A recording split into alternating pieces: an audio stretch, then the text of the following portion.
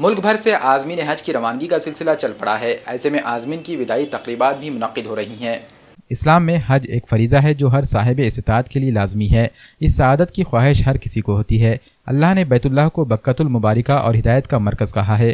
ایسے میں سفر حج پر جانے والے عازمین بیت اللہ میں گریہ وزاری بھی کرتے ہیں۔ یہی وجہ ہے کہ بیت اللہ کے سفر کو جانے والوں کو خوش قسمت بھی مانا جاتا ہے، اس لیے ان عازمین کی گلپوشی کرتے ہوئے ان سے دعاؤں کی بھی درخواستیں کی جاتی ہیں۔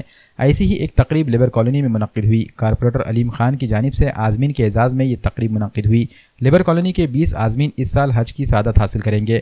علیم خان نے اقبال چاؤس کے مکان پر یہ تقریب منعقد کی۔ کارپوریٹر علیم خان نے عازمین کی گلپوشی کی اور ہندوستان میں بھائی چارے اور امن و امان کے لیے خصوصی دعاؤں کی درخواست کی۔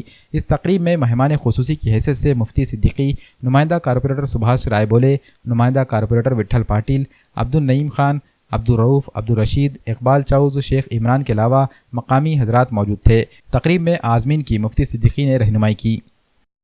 الحمدللہ آج کا جو پروگرام ہوا حاجی لوگوں کا، یہ لوگ حج کے لیے جا رہے ہیں، میں ان لوگوں کے لیے، یہ لوگ ہمارے لیے، ہمارے ملک کے لیے دعا کریں گے، خاص طور سے بھارت دیش کے لیے، کہ یہ دیش میں امن امان ہو اور بھائی چارگی کا ہو، جیسے پہلے رہتا تھا ویسا ہی ہو، اور اللہ کے فضل و کرم سے ان کی دعائیں کارآمد ہوں گی۔